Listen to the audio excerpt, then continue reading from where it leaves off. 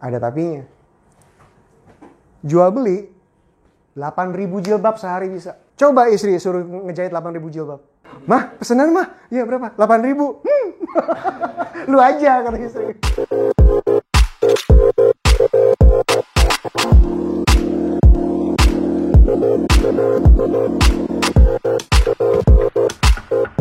Assalamualaikum warahmatullahi wabarakatuh. Halo teman-teman, ketemu lagi sama gue di YouTube channel ini, Coffee with Adit. Kali ini dalam edisi Financial Talk. Jadi beberapa bulan yang lalu, HRD manager gue di kantor itu ngeliat YouTube channel gue dan dia meminta gue untuk ngasih kelas perencanaan keuangan untuk pegawai-pegawai yang akan pensiun. Jelas gue tolak karena gue bukan certified financial planner. Gue hanya punya pengalaman di bidang itu, tapi gue nggak punya sertifikasinya. Jadi pengalaman gue hanya pelaku, bukan pengajar gitu ya. Karena gue nggak punya sertifikasinya, jadi gue minta ke HRD gue untuk ganti aja topiknya. Gimana kalau misalkan topiknya adalah sharing tentang hal-hal yang harus diperhatikan saat pensiun nanti. HR-nya setuju dan pada akhirnya session itu berjalan. Jadi gue cuma sekedar sharing aja. Nah, gue pikir-pikir sebaiknya gue share juga di YouTube channel ini. Jadi mungkin jika teman-teman punya bapak yang mau pensiun atau paman yang mau pensiun atau mungkin om-om nih yang sekarang lagi nonton nih, misalkan om-om mau pensiun, mungkin cerita-cerita yang gue sharing di episode ini bisa bermanfaat banget bagi om-om gitu. So ini videonya, semoga bermanfaat dan tonton sampai habis karena insya Allah informasi-informasinya penting bagi teman-teman atau om-om yang akan pensiun sebentar lagi. Yuk kita nonton sekarang. Ini yang paling menarik sebenarnya. Belajar dari kisah orang lain. 10 kisah yang Bapak akan lihat di depan ini itu disadur dari pengalaman nyata pensiunan-pensiunan yang sekarang udah umur 60-70 tahun. Mereka ini sudah 5-15 tahun pensiun. Jadi kita belajar dari kakak-kakak kita nih. Ya. Apa sih yang sedang mereka alami sekarang? Apa sih yang mereka sedang alami sekarang gitu? Dan bagaimana mereka bisa sampai di posisi itu gitu? Dan kalau misalkan kisahnya buruk, berarti jangan sampai kita berada di posisi itu gitu. Saya ceritain ini agar bapak-bapak bisa wanti-wanti. Kan bapak-bapak kan belum meniti jalannya nih. Nah mereka ini udah 5 dan 15 tahun meniti jalan itu. Gitu. Ada yang oke dan ada yang nggak oke. Nah makanya saya ceritain gitu. Ada disclaimer, mungkin ini ada beberapa kasus yang agak sedikit dekat dengan keseharian kita. Jika iya, saya minta maaf, tidak bermaksud personal, semata-mata karena mungkin kasus itu banyak yang ngalamin. Gitu. Ya, jadi ini saya minta maaf dulu, sama sekali tidak ada maksud ke personal aja pokoknya. Oke, kita mulai cerita pertama ya Pak. Ini menarik. Jadi gini. Cerita pertama ini seorang pensiunan, dia tuh menjadikan rumahnya, propertinya sebagai alat menyimpan uang. Itu kesalahan dia pertama. Bagi dia rumah adalah alat menyimpan uang, itu salah. Dan rumah itu dia pakai untuk keperluan darurat. Maksudnya gimana? Maksudnya gini. Jadi kondisi awalnya nih, dia nih udah beberapa tahun pensiun gitu ya. Dan dia benar-benar nggak punya uang. Jadi dia nggak punya uang tunai. Dia hanya memiliki satu rumah, yaitu rumah yang dia tinggali ini. Nah, waktu itu sebenarnya nilainya 800 juta. Masalah yang terjadi adalah tiba-tiba dia serangan jantung dan harus pasang ring 80 juta. Gitu. Nah, sebelum dia serangan jantung, dia selalu tenang. Dia selalu mikir bahwa tenang aja, rumah gue 800 juta kok, oke kok. Kalau misalnya gue butuh uang pasti gue jual. Kebayang ya? Dia gini, si pensiunan ini ngerasa aman dengan kenyataan bahwa gue punya rumah ini gue tinggal, rumah yang gue tinggal ini nilainya gede loh, 800 juta loh. Kalau gue butuh duit gue jual aja, terus udah gitu gue pindah. Suatu hari hal yang tidak terduga terjadi, yaitu dia serangan jantung dan harus pasang ring 80 juta dalam 3 hari itu, dalam 3 hari ke depan. Solusi yang diambil apa? Akhirnya karena dia nggak punya uang tunai nih, dia nggak punya uang tunai 80 juta, yang terjadi adalah, aduh, jual cepat nih, rumahnya harus dijual cepat, BU, gue butuh uang. Akhirnya apa? Akhirnya karena dia butuhnya cepat, lakunya 500 juta doang. Miris kan? Miris banget. Bertentangan banget dengan apa yang selama ini dia pikirkan, bahwa rumah gue 800 juta, aman. Ternyata pas kejual, karena dia butuhnya cepat, cuma 500 juta. Akhirnya apa? Hasil akhirnya, untuk ngebayar sesuatu yang harganya hanya 80 juta, dia harus menjual rumah yang harganya 800 juta, dan dia hanya mendapatkan 500 juta. Rugi berapa Bapak-Bapak? 300. Sayang nggak? Sayang kan? Nah itu dia. Hikmahnya apa? Hikmahnya gini Pak. Rumah Bapak yang Bapak miliki itu adalah aset keras namanya. Jadi kalau misalkan dalam manajemen keuangan itu ada dua tipe. Nanti kita ke sana. Ada aset keras dan ada aset cair. Aset cair itu rekening bank, uang di tabungan. Emas batangan itu masih terhitung cair sih. Kenapa? Karena kalau misalkan Bapak punya 100 gram emas gitu ya. Bayangin Bapak punya 1 batang 100 gram emas sama Bapak punya 10 batang 10 gram. Kalau misalkan Bapak cuma butuh 20 juta, kalau misalkan gini, terus udah gitu Bapak punya 100 gram nih. Bapak punya 100 gram. Terus ketika Bapak ternyata anak mau sekolah nih 20 juta. Tapi Bapak cuma punya 100 gram ini. Akhirnya apa yang terjadi? Bapak harus jualin nih. Semua 100 gram ini Bapak jualin. Ya nggak? Dapat 100 juta. Hanya untuk memenuhi kebutuhan 20 juta. Sayang nggak? Tapi kalau Bapak punya 10 batang emas, 10 gram masing-masing. 20 juta. Jual aja 2 batang. Masih aman nggak? Itu maksud saya. Sama dengan rumah. Rumah itu aset keras. Jadi gini, rumah itu aset keras. Rekening sama emas itu aset cair. Ya. Itu Bapak harus ingat-ingat. Kalau Bapak nanti sampai nyimpen uang, jangan nyimpen uang di rumah nanti ya. Kenapa? Karena rumah itu Pak,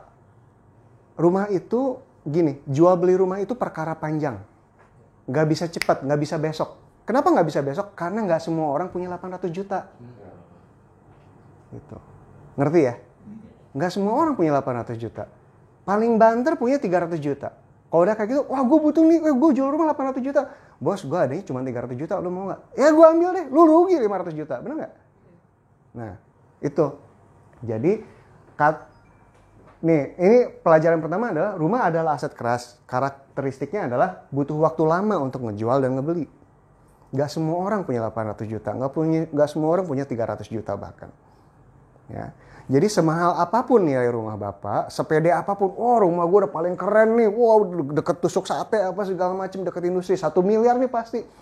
Tapi begitu harus dijual besok, 200 juta juga belum ada yang mau ngambil. Ya, itu, inget tuh. Keperluan darurat seperti butuh pasang ring, anak ketabrak, harus dirawat saat itu juga, atau enggak tiba-tiba orang tua kita butuh ambulans, butuh 5 juta saat itu juga. Itu namanya keperluan darurat, Pak. Nah, kalau keperluan darurat, itu dananya harus dana darurat. Ngerti ya? Keperluan darurat, dana darurat. Keperluan kecil, dana kecil. Keperluan besar, dana besar. Nah, keperluan darurat itu harus secair mungkin. Kalau bisa rekening bank. Kalau misal ada beberapa dari kita termasuk saya nggak bisa megang duit. Kalau ada duit pasti habis. Akhirnya triknya apa? Duit itu saya bekukan kalau nggak dalam bentuk deposito, ya tapi itu bunga ya. Kan ada beberapa yang nggak mau riba ya, nggak apa-apa. Kalau misalnya nggak mau kayak gitu, beli emas. Wah emas kan sekarang harganya 900.000 nih. Lu punya 2 juta, beli aja 2 gram. 2 gram, nggak apa-apa. Lebih baik seperti itu, ketimbang beli 100 gram, ada putus 10 juta. Sayang kebongkar lagi. Gitu, ya. Itu, ingat itu ya. Properti tidak menjawab kebutuhan darurat dengan cepat. Itu aja pokoknya. Jangan pernah menjawab keperluan darurat dengan jual rumah. Dana darurat harus disimpan dengan bentuk aset cair. Ini seperti yang saya bilang. Saham, asuransi, tabungan, atau emas. Ya Pak ya, ini kisah nyata loh Pak, sering terjadi. Apalagi di masa pandemi ini banyak orang sakit, butuh rumah, jual rumah, BU, banyak sekali. Oke.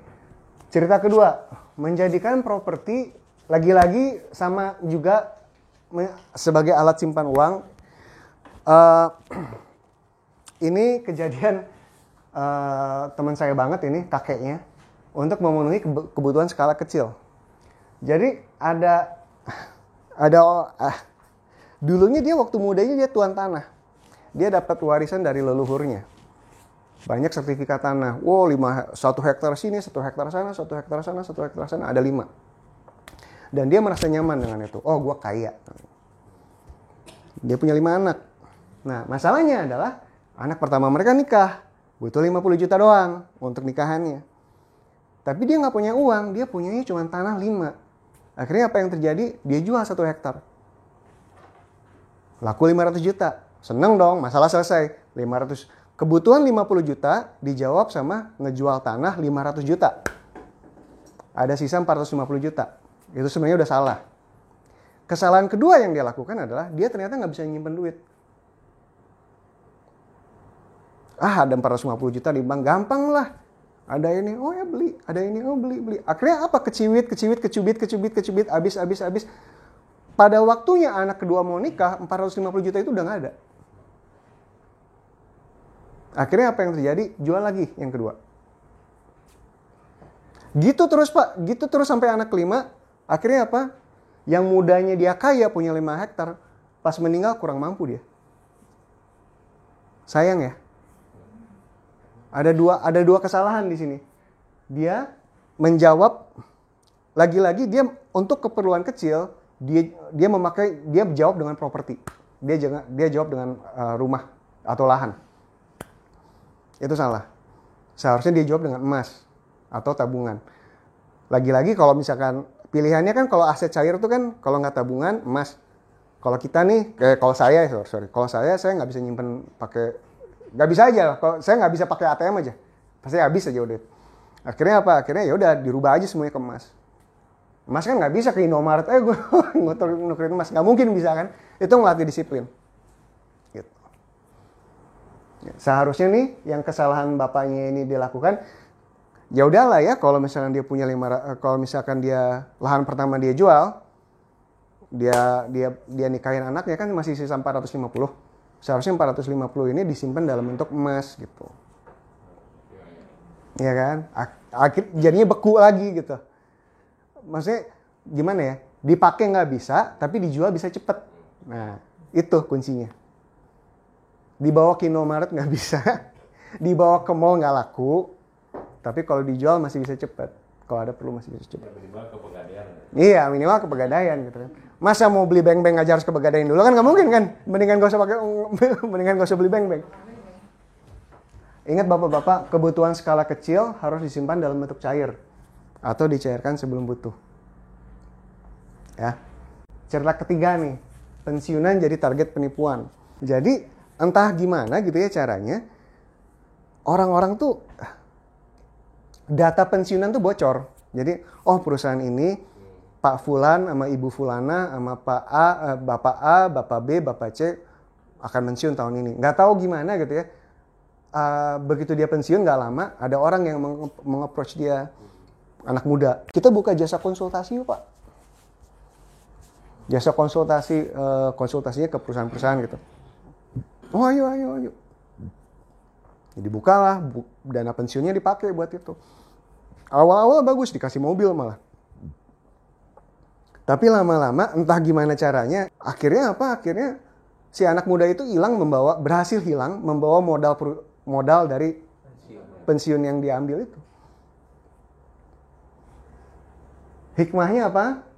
Hikmahnya si bapak ini udah bener, dia selalu berusaha dia udah punya kerangka berpikir yang benar. Gue pensiun, gue punya keahlian, gue terus pakai keahlian itu untuk menghasilkan uang. Itu benar.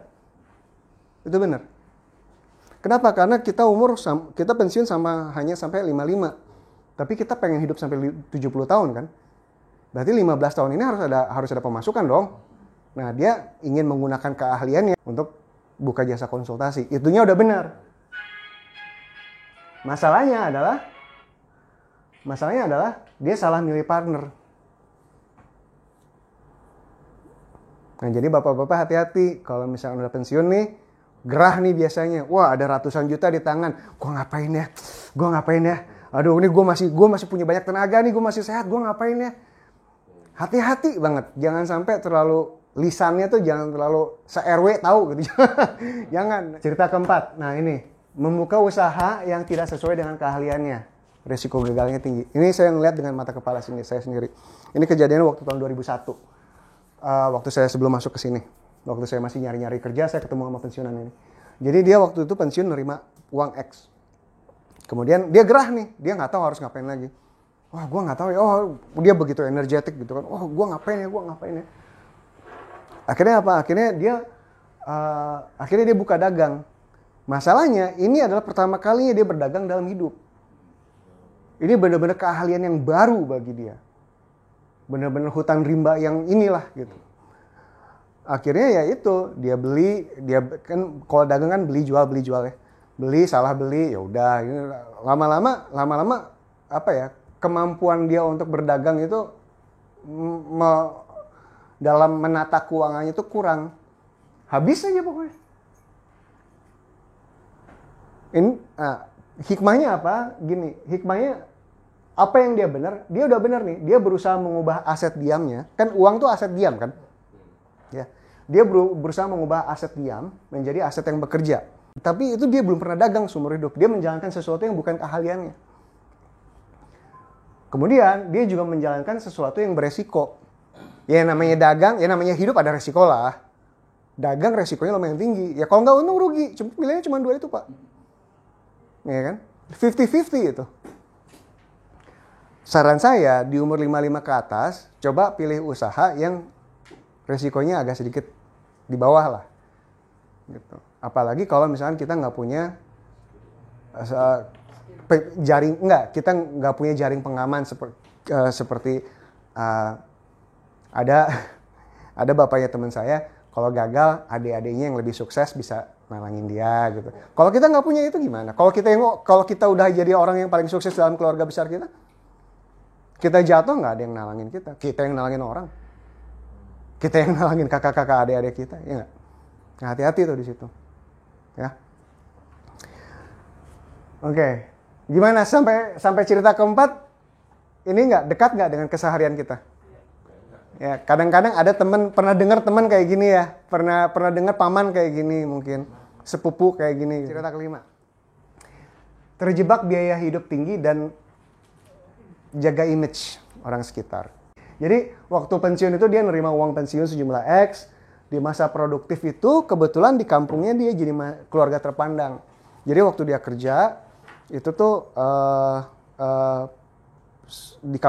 kalau kirim uang ke kampung tuh selalu besar gitu. Oh ini buat kampung, buat ini gitu. Jadi keluarga besar tuh ngelihatnya tuh mereka tuh tajir banget gitu. Padahal sebenarnya pegawai di Jakarta. Problemnya, ini saya nggak nyalain, nggak semua istri kayak gini ya. Kadang-kadang suami juga kayak gini. Jadi setelah pensiun itu kayak yang mereka masih ngerasa mereka masih belum bisa nerima kehilangan kekuatan ekonomi. Ingat bapak-bapak, begitu bapak-bapak pensiun tidak ada income kan dari perusahaan, kekuatan ekonomi bapak-bapak berkurang. Itu kenyataan yang harus dihadapi. Itulah hidup.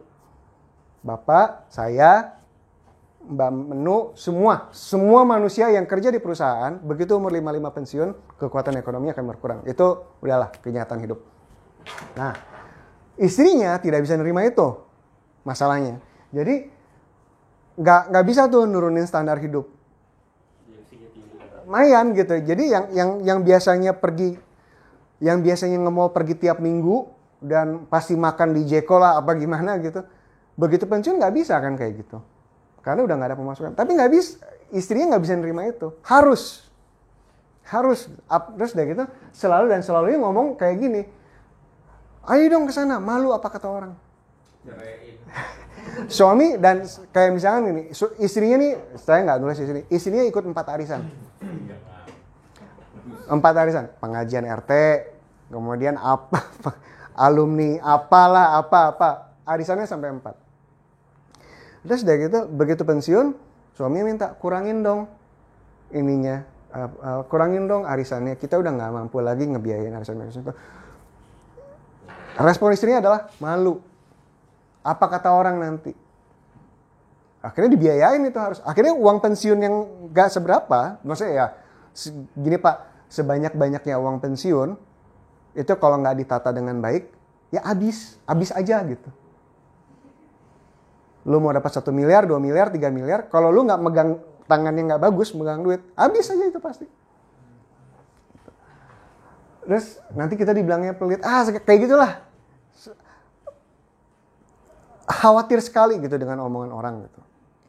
Nah, istri tidak bisa, lagi-lagi nggak bisa tuh memakai BPJS. Jadi dulu waktu sama kantor pakai asuransi kantor, enak gitu rumah sakitnya. Begitu BPJS harus ngantri 8 jam di rumah sakit rujukan. Nggak bisa, nggak nyaman, gerah, pokoknya nggak bisa, pokoknya nggak mau pakai BPJS. Akhirnya rawat inap yang bukan rujukan, keluar lagi 12 juta cuman buat demam berdarah doang, 26 juta kayak gitu. Kejadian itu. Akhirnya apa? Akhirnya dana pensiun cepat habis. Dana pensiunnya nggak, saya tahu kasus ini nggak sedikit sebenarnya. Tapi karena gaya hidupnya itu nggak bersedia dikurangi, habis tuh. Terus udah gitu mulai minta ke anak-anak. Anak-anaknya udah pentas, anak-anaknya seumuran saya, udah berkarir gitu ya. Konflik lah dengan anak-anak. Karena apa?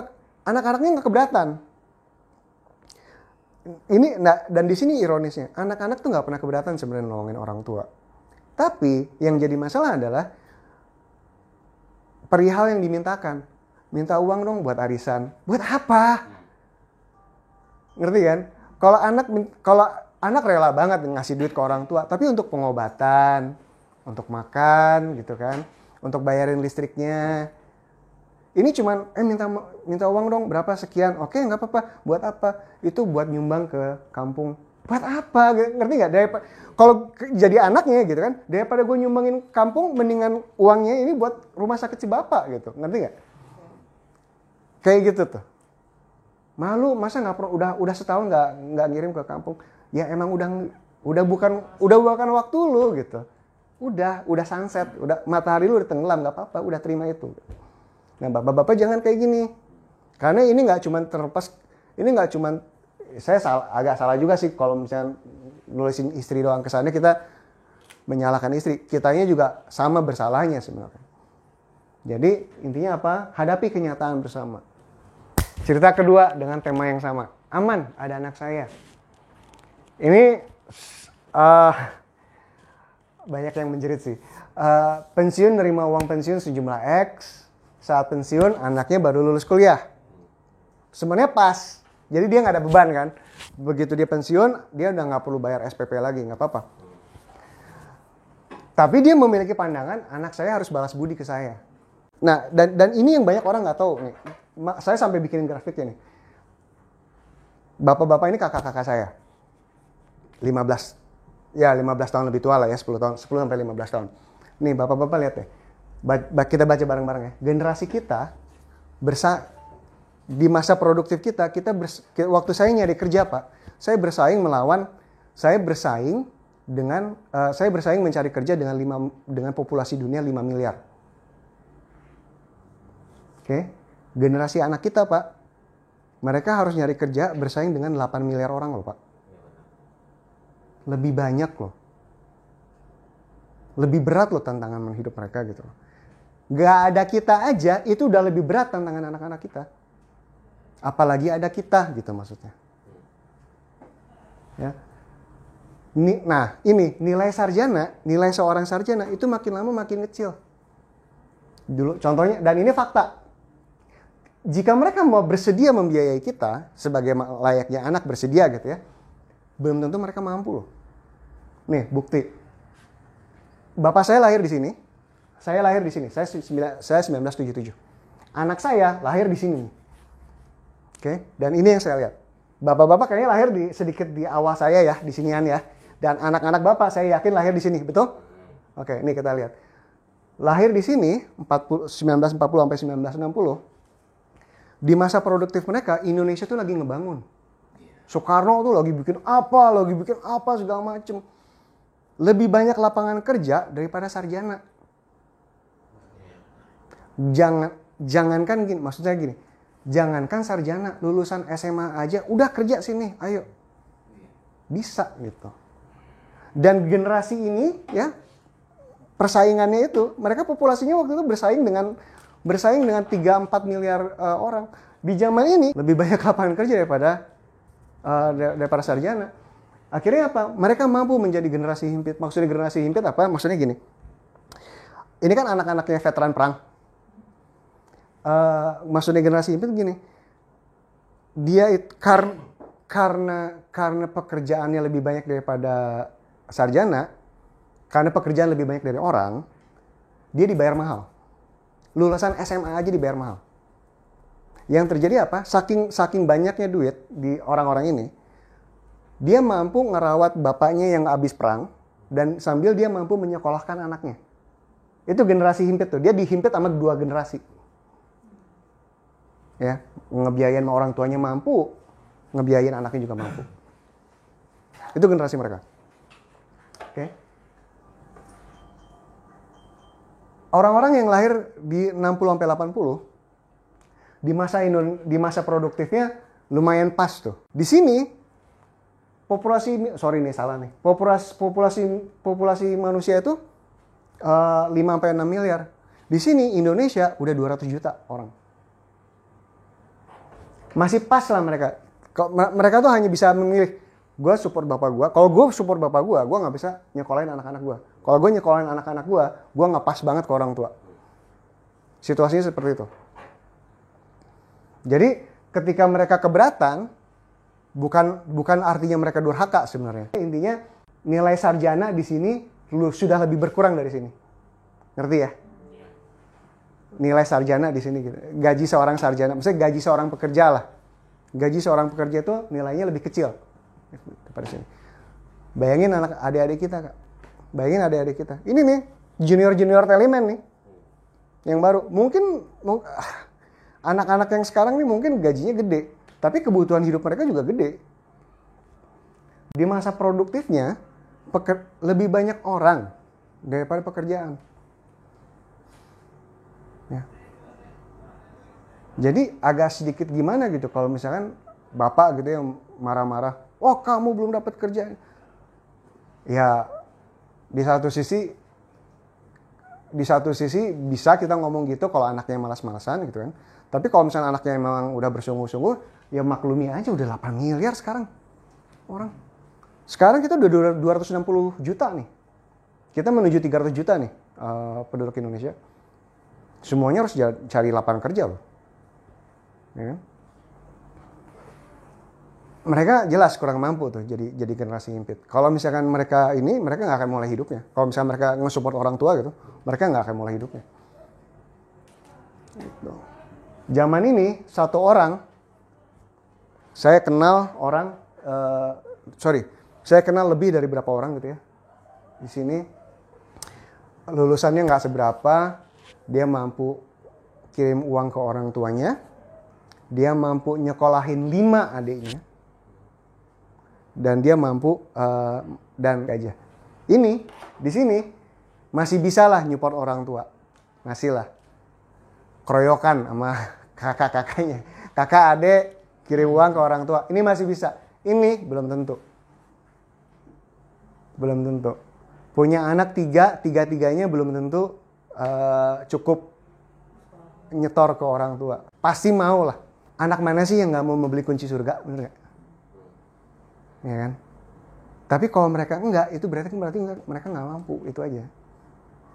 Dan salahnya kita adalah ini sebagai orang tua. Nih, ini tadi udah tahu ya, ini tadi sama nih. Ini yang kedua juga saya udah bilang ya, waktu jadi anak nggak nyusahin orang tua, udah tua nggak nyusahin anak.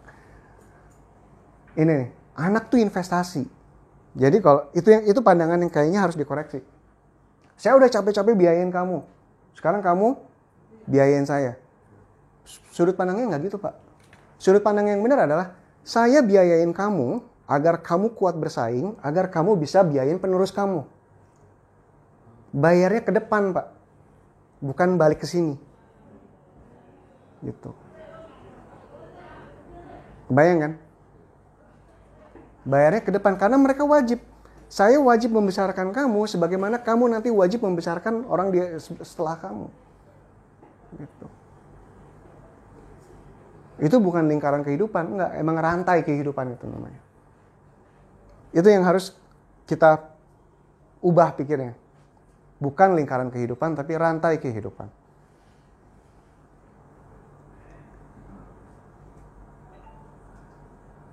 Ini makanya yang saya bilang tadi, orang tua capek biayain anak-anak agar anaknya kuat bersaing dan mampu ke sana ya. Nah ini harus ada satu generasi yang mampu nih mutusin siklusnya. Udah deh kalau bisa kita putus di sini aja. Kamu nggak usah biayain bapak, nggak apa-apa. Kamu langsung aja bapak, insya Allah bisa sendiri. Kalau bisa kita jadi generasi yang bisa ngomong gitu. Kalau bisa. Saya tahu nggak semua. Maksudnya ya background kita beda-beda lah, keuangan kita beda-beda. Tapi kalau bisa, ada teman saya yang ngomong kayak gini dan saya nggak pernah lupa tuh. Waktu kecil waktu jadi anak nggak nyusahin orang tua, udah tua nggak nyusahin anak. Tapi jika pun perlu, jadikan anak pilihan terakhir. Itu. Gitu. Jadikan anak pilihan terakhir. Usaha dulu berarti kita. Nah, gitu. Karena mereka punya 8 miliar yang harus disaingin. Di satu sisi, tadi kita udah ngomong yang ekstrim, di mana orang tua menuntut anak. Itu satu sisi yang ekstrim. Tapi sisi yang ekstrim lagi adalah orang tuanya benar-benar nggak mau nyusahin anak. Benar-benar nggak mau nyusahin anak. Saking nggak mau nyusahin anaknya, nggak pernah bilang. Tapi di WhatsApp grup keluarga besar, aduh gila, susah nih. Paman-pamannya marahin. Anak macam apa lo? Orang tuanya gini. Orang tua saya nggak pernah bilang, katanya. Jadikan anak pilihan terakhir. Sebelum lu komplain sebelum lu berkeluh kesah gitu ke keluarga besar. Jadikan anak, karena kasihan juga sih anak kan dikira, karena jadi fitnah kan. Kesannya anaknya nggak peduli. Padahal anaknya nggak pernah dikasih tahu. Saking nggak pengen kita cerita yang happy-happy nih. Mencontoh orang lain. Bunga kos-kosan. Oke. Kondisi awal, nah agak curang juga. Enggak curang sih, tapi ya dia emang rajin nabung dari dulu. Sebelum pensiun dia udah rajin nabung. Oke. Pas nabung menerima uang pensiun kan sejumlah X. Nah, yang dia lakukan adalah beli tanah dekat kampus, terus bikin kos-kosan. Gitu. Hidupnya sangat sederhana, memastikan aja bahwa komit aja gitu. Apapun yang dia dapat dia akan hidup dari apapun yang dia dapat dari si kos-kosan 15 pintu ini. Gitu. Udah terima tuh kenyataan hidup. Gitu. Ya, dan dia lumayan makmur sih. Terus gitu hidup intinya satu, kalau di detik dimana pengeluaran dia lebih banyak daripada pemasukan dia, anak dia kan harus bantuin dan dia nggak pengen ngerepotin anak kayak gitu. Oke. Terus akhirnya ditabung, karena sukses ditabung, nambah 5 kamar di belakang. Nambah 5 pintu. Hasil akhirnya apa? Hidup cukup untuk mereka sendiri, anak-anak udah mentas. Tapi ini sebelum pandemi.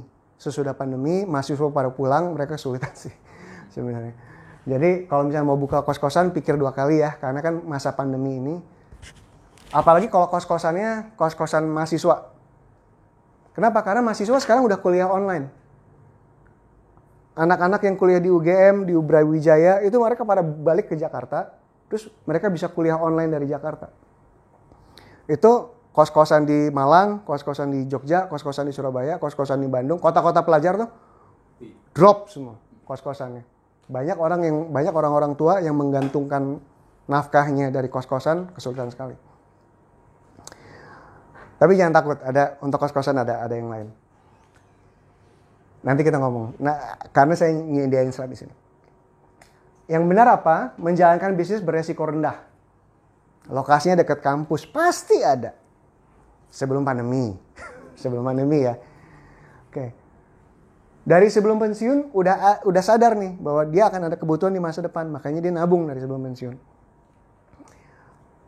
Yang udah benar menurunkan standar hidup sewajarnya. Ya jangan cuman jangan terlalu sederhana juga lah. Kita kan juga berhak menghadiahi diri kita ya. Yang salahnya ini, di awal ngambil resiko yang sangat besar. Jadi si Bapak Fulan ini waktu dia pensiun semuanya diambil. Wah, dapat uang pensiun nih kan, dapat uang pensiun. Tabungan dia yang bertahun-tahun itu diambil juga, bikin kos-kosan jeder. Itu resikonya sangat tinggi. Ketika 1 tahun dibikin itu kos-kosan, kalau dia serangan jantung gimana? Nah itu dia, itu sebenarnya. Jadi kalau bapak-bapak mau melakukan ini, sadari ini gitu. Ya, ini resiko loh. Ya, gitu. Pindah kota. Ada yang ngerantau di sini atau Jakarta semua? Bapak rantau. Bapak di mana? Pekanbaru. Oke. Sip. Jadi kondisi awal mereka punya tabungan seadanya, pensiun menerima uang sejumlah X gitu kan. Terus udah gitu rumah di Jakarta Selatan. Jadi yang mereka lakukan adalah dari uang pensiun dan tabungannya, mereka beli rumah di kampung asal. Di kampung asal, terus udah gitu di kampung asal kan biaya hidupnya di kampung asal murah tuh. Nah, rumahnya ini nggak mereka jual, tapi mereka sewain.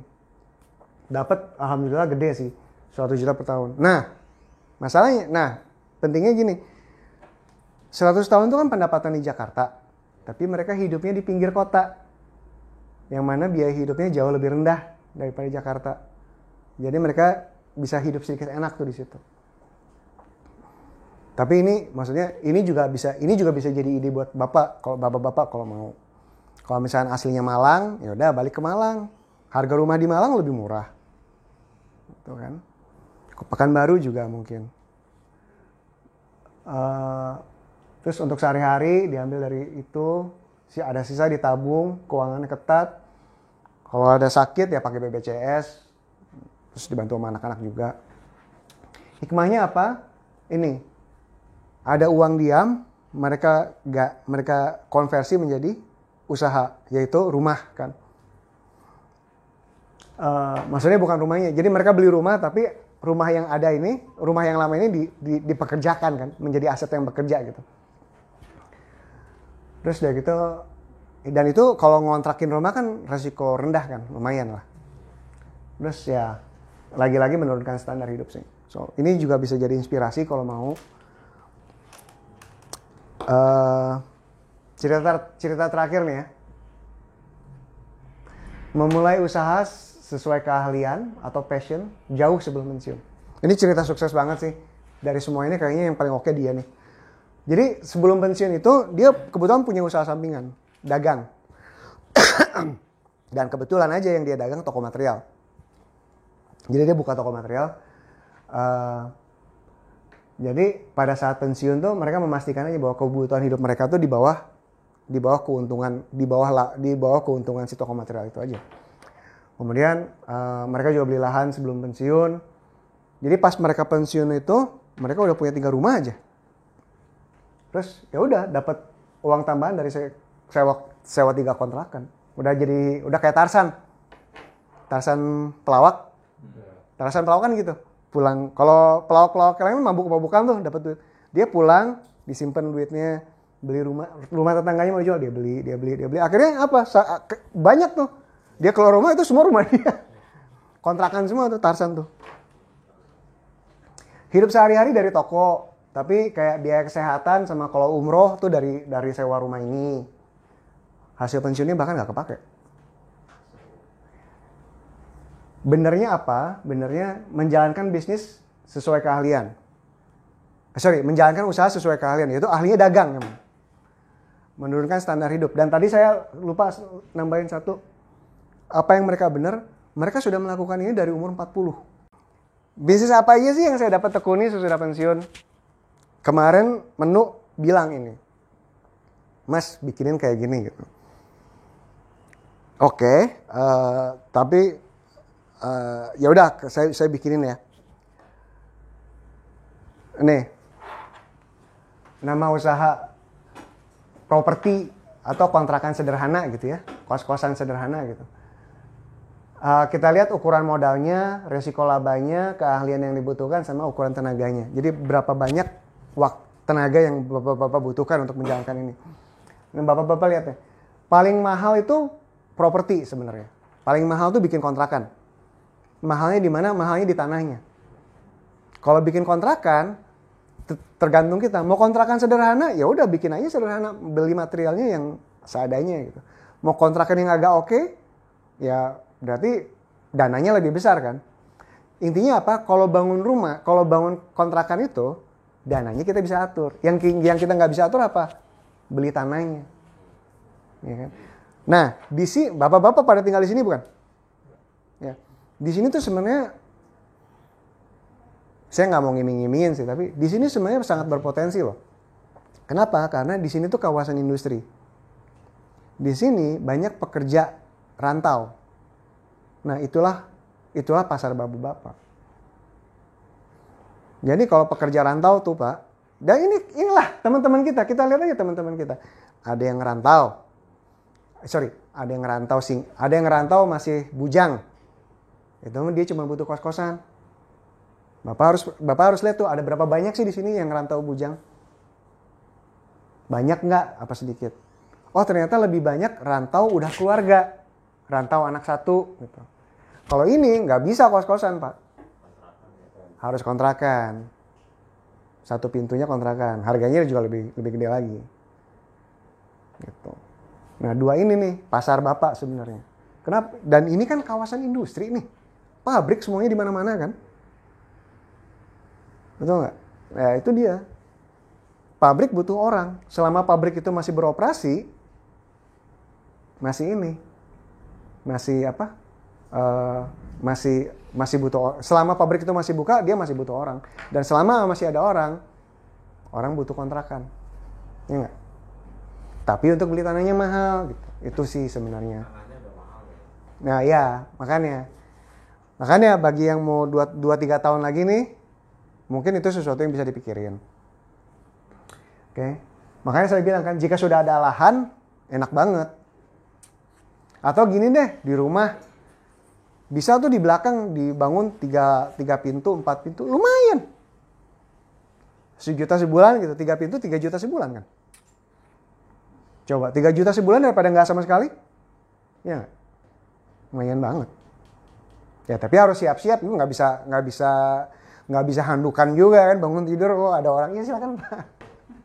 Nggak bisa lu handukan, nggak bisa nongkrong di WC lama-lama, WC-nya gantian kan.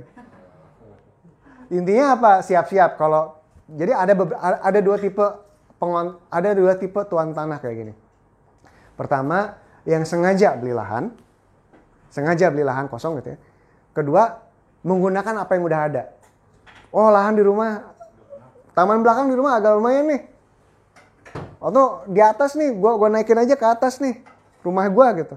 Di sini tuh gue bikin 4 pintu bisa. Ya oke. Tapi orang-orang yang kayak gini, yang menggunakan seadanya gitu ya, apa adanya gitu, memaksimalkan apa yang sudah ada, ya siap-siap ya tidak bisa lagi menjadi tuan di rumah sendiri. Peternakan, ukuran modal. Yang besar tuh ayam, sapi itu besar banget. Ya, sapi aja satunya udah berapa? 20 juta. Itu sapinya doang. Ya kan? Sapinya doang, belum lahannya, belum apanya gitu. Ayam juga banyak gede. Medium kambing medium lah. Yang modal kecil tuh lumayan lele, ikan gitu. Kenapa sih gue harus berternak ayam? Sekarang gini aja Pak.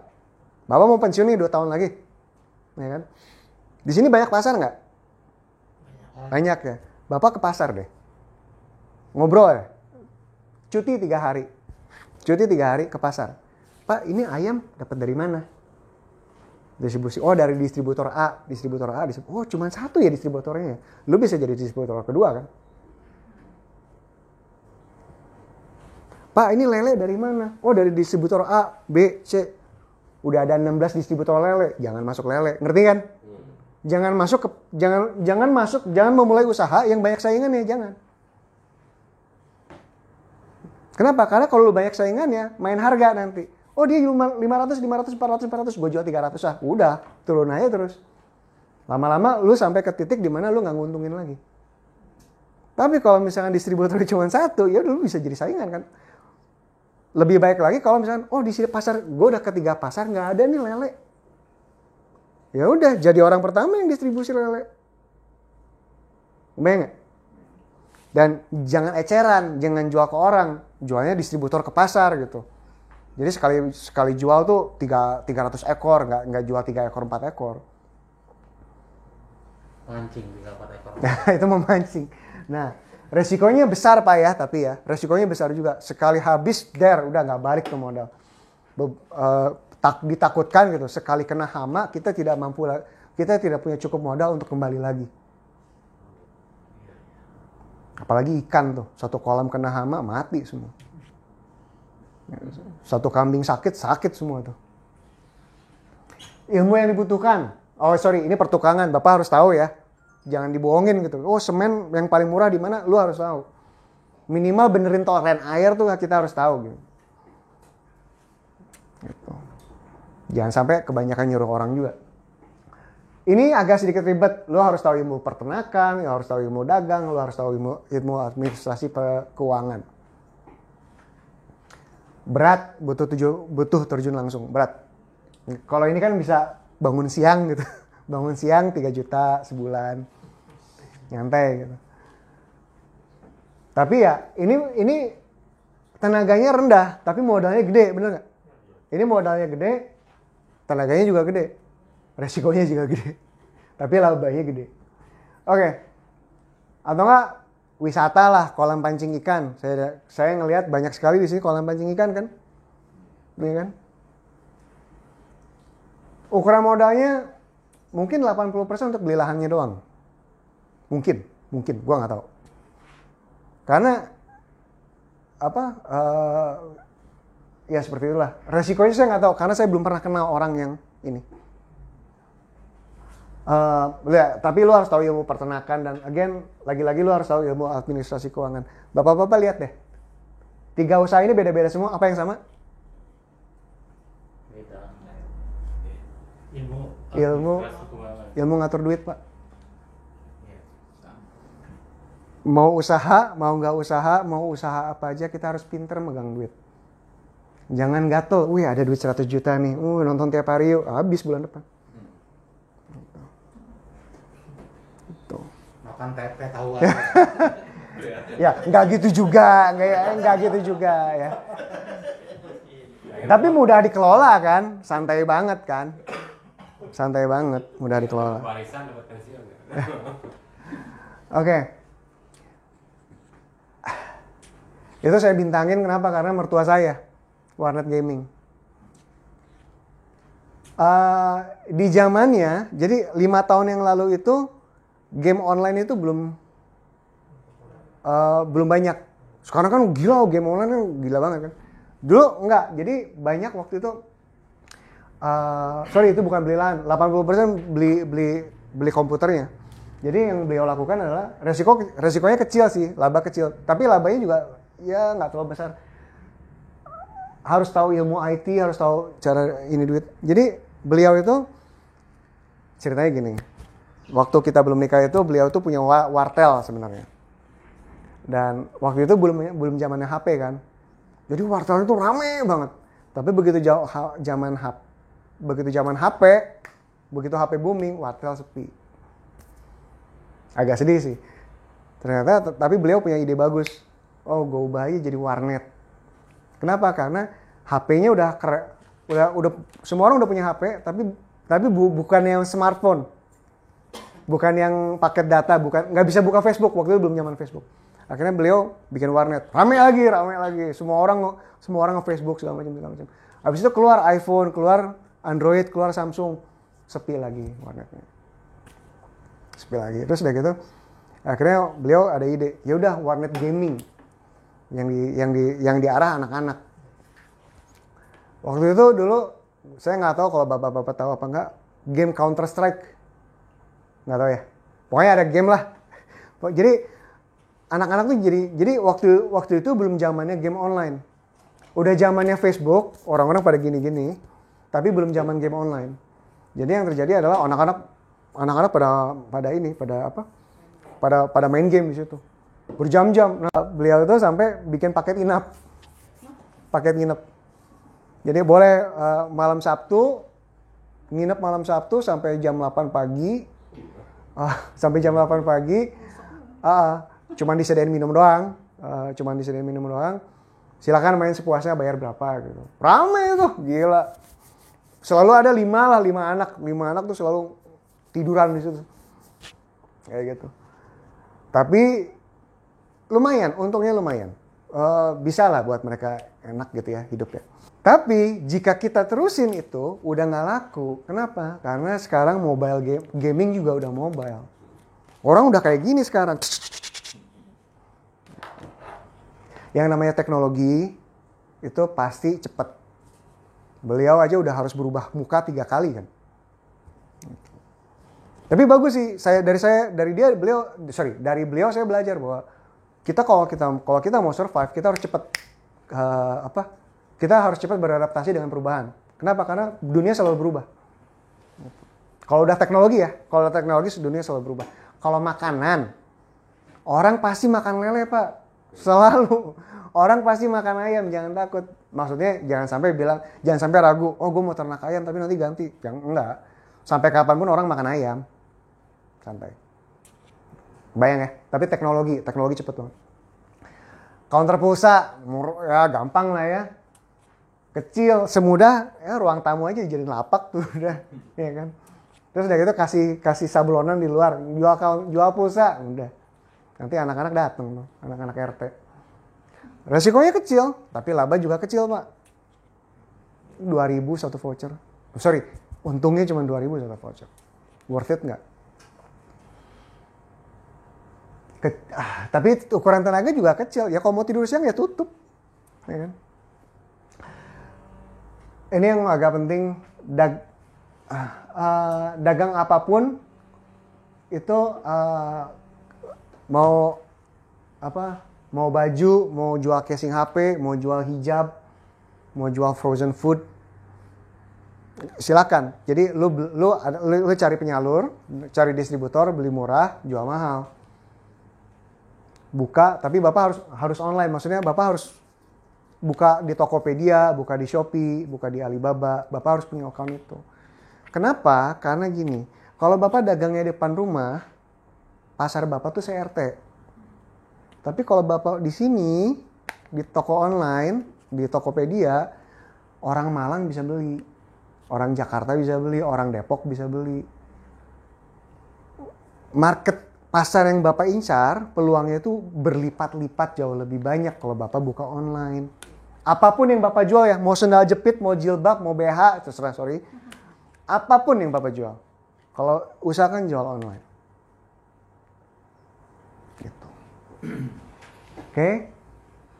Kecil beli murah jual mahal tuh kan ukuran modalnya kan. Tidak perlu ada lahan malah. Coba kalau misalkan kita buka lapak beneran, harus bayar sewanya lagi, belum tentu laku lagi kan. Ya kan? Tapi kalau buka di sini, udah itu jilbabnya taruh aja ruang tamu jadi penuh. Bapak harus tahu nih, ini gimana? Saya nggak mau Pak saya nggak mau Pak dagang, kenapa? Saya nggak tahu cara login. Ya elah, ya belajar. Semua orang udah harus bisa login sekarang kalau mau jualan. Kebayangkan? Ada beberapa hal yang lu nggak tahu, yang lu harus tahu sekarang. Kalau lu mau bertahan hidup, itu aja gitu. Gitu. Kalau misalkan, kenapa lu nggak pergi ke gunung? Capek, iya tuh 2000 meter, iya ngerti gitu. Lu kenapa nggak jualan online? Nggak bisa login, ya. Login, tanya anak juga bisa kali gitu kan. Bayang ya maksudnya ya. Oke. Tadi udah sini ya. Labanya bisa besar Pak. Asli, bisa besar. Produksi. Nah, ini kan tadi dagang doang. Ini produksi sama dagangnya. Kalau mau bikin hijab, mungkin daripada jualan hijab, jual beli hijab. Kebetulan misalkan istri bisa jahit, ya udah gitu. Misalkan bebek goreng gitu. Sekarang banyak banget Pak orang jualan makanan online. Jual somai, jual bebek goreng, jual apa. Macam-macam. Dan harus di Shopee, di Tokopedia gitu. Tergantung modalnya kan. Lu bikin sesuai pesanan kan. Oh, ada yang pesan bebek 3, goreng 3, kirim pakai GrabFood. Udah. beres. Buka account di GrabFood juga, di GoFood juga. Itu makanan tuh. Jeleknya makanan, ya Jabodetabek lah ya. Nggak bisa gitu dari Pekanbaru gitu. Mesen somai ke Jakarta udah basi ya. Gitu. Ya maksudnya itu harus sesuatu yang kita harus pikirin juga Bapak-Bapak. Sama gini. Ini sesuatu yang enaknya produksi sama dagang apa coba? Marginnya bisa lebih besar. Kalau misalnya kita beli terus jual nih ya, beli dan jual hijab. Kita beli murah, kita jual mahal. Si distributornya juga kan ngambil untung, bener nggak? Kita ngambil untung. Fine, nggak apa-apa. Kalau misalnya kita bikin, semuanya kan bisa jadi untung kita. Ada tapinya. Jual beli, 8.000 jilbab sehari bisa. Ya kan? Distributornya gede. Coba istri suruh ngejahit 8.000 jilbab. Diceraiin loh. Mah, pesanan mah? Iya berapa? 8.000. Lu aja kata istri. Lu aja. Enggak ah, Pak. Cuma bisa 5. Ya nggak makan kita. Ya kayak gitu. Jadi bawa harus mikirin tuh. Ya kalau misalnya mau, lu mau apa? Lu mau cuman dagang doang, tapi bisa skala besar, gitu kan? Potensinya tidak terbatas gitu. Atau mau jual, mau produksi dan jual. Produksi dan dagang, yang mana ya tergantung kekuatan kita. Cuma bisa 5, cuma bisa 10, ya. Gitu. Oke. Lihat Bapak-bapak, ini masih ada ilmu administrasi keuangan, betul? Harus bisa ilmu keuangan. Semuanya, semua dagang, Pak. Semua usaha itu ilmu keuangannya harus. Tidak bisa tidak. Distributor tenaga security. Ini teman SMA saya. Jadi teman SMA saya tuh, wah gila gue nggak ngerti deh. Bapak tahu kan kalau misalnya Bapak ke Ion Mall, pas mau masuk pasti ada security yang apa? Ngecekin kaca gitu ya. Terus pas mau masuk juga tasnya digeledah gitu ya. Dia nyalurin itu ke semua mall di Jakarta. Bisa dicoba, tapi modalnya gede sih. Konsultan sesuai ahli, konsultan HRD, ya kan? Resikonya kecil, labanya tergantung kerja keras kita kan. Lu mau ngambil proyek nggak? Keahlian yang dibutuhkan ya ilmu yang sudah dimiliki 30 tahun kerja, ya kan? Ukuran tenaganya ya besar tapi kalau nggak ngambil proyek ya nggak dapat duitnya. So, kayak gitu bapak-bapak. Oke. Terakhir sebelum break kita break dulu dikit ya. Tapi ini mungkin slide yang sangat penting. Bisnis apa yang saya dapat tekuni sesudah pensiun? Pertama, itu harus yang Bapak ahli. Bapak punya keahlian, Bapak punya tenaga, atau Bapak punya tenaga untuk itu, atau Bapak punya waktu untuk itu. Ya. Kalau ada keahlian bagus. Tapi harus yang Bapak suka juga lakukan. Karena beda, apa yang Bapak ahli lakukan, belum tentu Bapak suka lakukan loh. Iya kan? Bapak sangat ahli jadi forklift driver, tapi apakah Bapak suka? Apakah hobi itu? Enggak. Kebayang ya maksudnya ya? Gitu. Bapak ahli dagang, tapi nggak suka dagang. Atau kebalikannya, Bapak suka dagang tapi nggak ahli. Gitu. Jadi sebaiknya yang irisan ini apa ya, yang lu jagoan di situ dan lu juga suka melakukannya. Gitu. Ada kok dokter hobinya apa? Bukan ngedokter. Dokter hobinya apa? Ngelukis. Hobi adalah yang dia suka lakukan. Dia suka melakukannya apa? Dia suka melakukan apa? Ngelukis. Dia ahli dalam apa? Dokter. Beda kan? Itu perbedaan yang jelas lah. Oke. Nah, oke. Lu harus ahli dalam melakukannya, lu harus suka melakukannya, tapi juga yang dicari banyak sama pasar. Gue ahli melukis, gue suka melukis, tapi nggak ada yang beli lukisan. Ya sia-sia, bener nggak? Harus yang dicari sama pasar. Jadi yang tadinya irisan ini ngecil ya, kesini ya. Harus yang dicari banyak sama pasar. Yang paling banyak, kalau misalnya mau busana, gampang aja. Paling banyak dicari itu hijab. Cewek itu butuh 20 hijab. Berapa hijab ibu punya, Bu? Nggak kehitung kan? Nggak kehitung. Itu baru satu perempuan kok. Intinya nggak habis-habis jilbab tuh. Ya kan?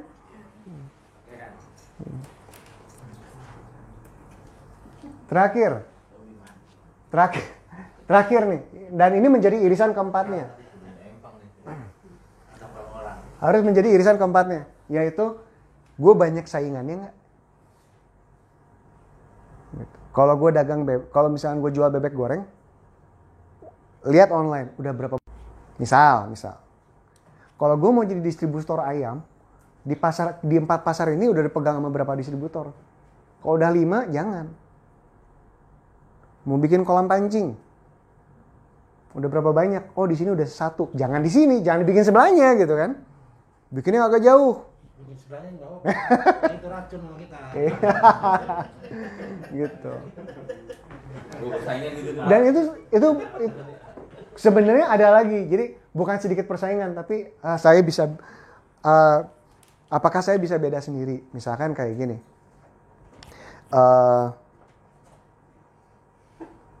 Yang jual bebek banyak, tapi bebek bapak rasanya beda. Oke, nggak apa-apa. Itu kan ngebeda sendiri kan. Tapi kalau hijab, hampir nggak ada bedanya. Toko satu sama toko satu bisa-bisa disalurin sama distributor yang sama. Itu kalau hijab tuh nggak bisa dibedain. Pasarnya tinggi banget, tapi lu sama toko sebelah lo sama. Bebek goreng, pasarnya banyak juga. Dan lu beda sama toko sebelah lo. Ngerti kan? Ayam tuturnya pasar. Tapi distributor satu sama distributor lain nggak ada bedanya. Sama-sama ayam.